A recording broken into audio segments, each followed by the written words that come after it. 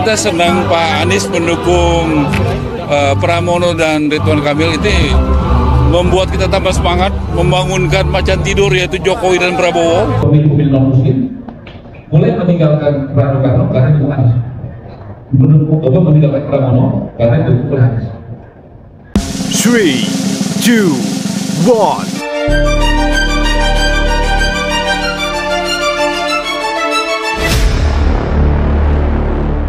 Marwara Sirait yang saat ini menjabat Menteri Perumahan Rakyat, dulu kader PDI Perjuangan, lantas keluar membelot kut Presiden Jokowi, kemudian mendukung Prabowo Gibran kala itu.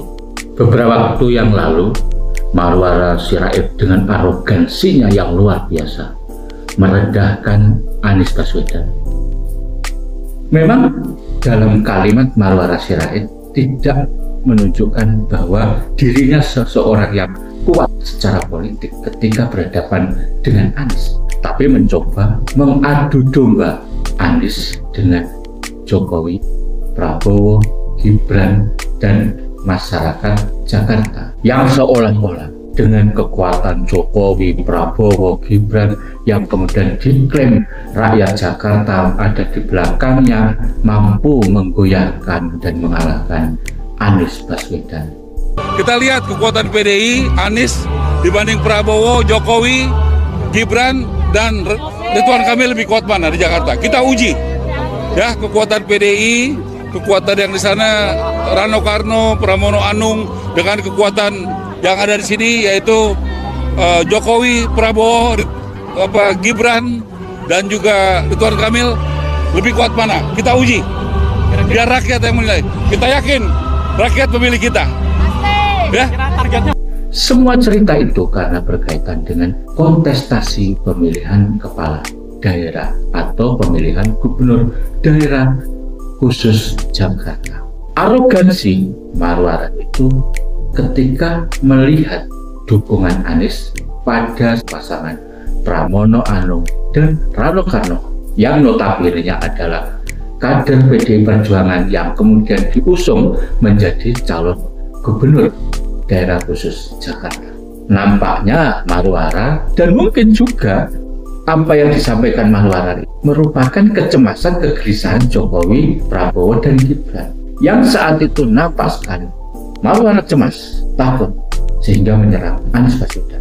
Salah satu kalimat bahwa dengan tampilnya Anies Baswedan mendukung Pramono Anung, Rano Karno sama saja dengan membangunkan macan tidur. Kita senang Pak Anies mendukung Pramono dan Ridwan Kamil. Itu membuat kita tambah semangat membangunkan macan tidur, yaitu Jokowi dan Prabowo. Siapa yang dimaksud Marwara Sirait dengan macan yang tidur itu? Tentu saja adalah Jokowi, Prabowo, dan Gibran. Tidak cukup banyak itu, Marwara juga menggoreng, mencoba mengadu domba isu-isu agama menjelang pemilihan gubernur DKI Jakarta. Katanya arah para pemilih non-muslim yang kala itu sudah mendukung Pramono Rano karena faktor dukungan Anies, maka para pemilih non-muslim itu berpaling dari Pramono dan Rano. Kalau kita cermati, Marwara ini mencoba menggiring isu politik identitas yang beberapa waktu yang lalu itu disematkan pada Anies. Anies dikatakan sebagai orang yang identik dengan politik identitas Islam kanan. Tapi kenapa Arab kemudian mencoba mengulik masalah itu? Bukankah ketika proses kontestasi pemilihan gubernur kemarin tanpa ada isu-isu politik identitas, tapi Marwara mencoba menggoreng itu. Kemudian pemilih non-muslim mulai meninggalkan Rano Karno karena itu Anies, meninggalkan Pramono karena itu Anies. Kelihatannya memang kalau kita baca, jangan-jangan selama ini pihak yang menggoreng isu politik identitas dan mencoba membawa isu-isu Islam kanan, Islam politik, itu adalah kelompok yang memang ada di balik arah Sirait ini. Karena pihak-pihak yang dibalik Maulana Sirait ini kan sudah jelas, para kaum oligarki. Lihat aja foto-foto yang beredar, bagaimana kemudian Maulana Sirait begitu hidup mewah, megah di balik para oligarki. Dengan pernyataan sentimen isu agama atau soal isu identitas keagamaan, kami patut juga curiga, jangan-jangan selama ini yang memproduksi isu-isu politik identitas itu yang Maulana Sirait dan orang-orang yang ada di belakang, termasuk memang ada Presiden Jokowi. Tapi karena dengan pragmatisme politik sebagian kaum muslimin, isu-isu politik identitas itu kemudian masif dan diterima, dan kemudian juga menjadi sebuah proyek untuk menghasilkan sesuatu. Inilah yang kemudian beberapa waktu yang lalu di tengah rejim Jokowi seolah-olah ada isu politik identitas yang menguat, yang kemudian akan mampu menguasai republik atau negeri. Dan itu kalau kita lihat memang narasi yang dibuat dari peristiwa pernyataan Maulana Sirait soal isu identitas non-muslim dan muslim. Itu sudah jelas bahwa memang selama ini keyakinan kami tegas bahwa yang membuat isu politik identitas dan politik yang seolah-olah ada benturan antar agama itu adalah pihak Maulana dan yang ada di belakangnya. Siapa lagi kalau bukan para oligarki? Kenapa oligarki menciptakan isu politik identitas?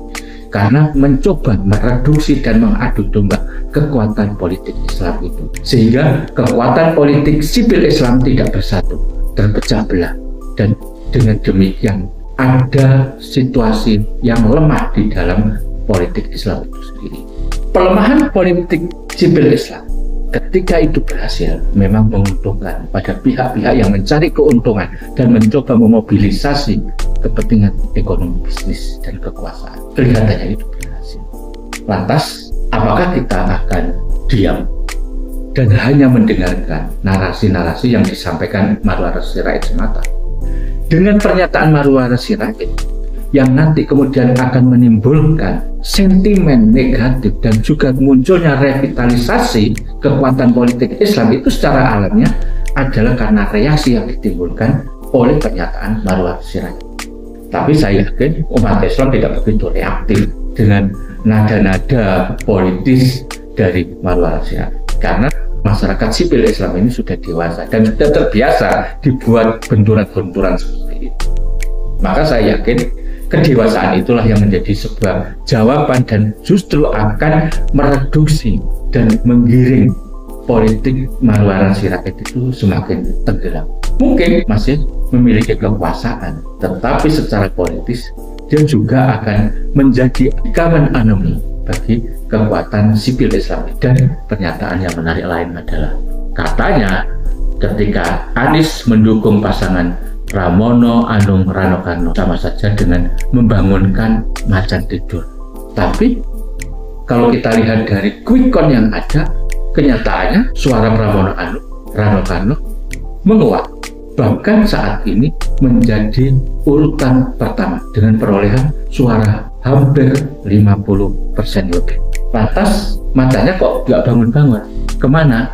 Makanya saya juga ketawa ketika para netizen mengomentari, kayaknya macan yang tidur itu sedang kalah dengan kucing Lebak Bulus. Meledak.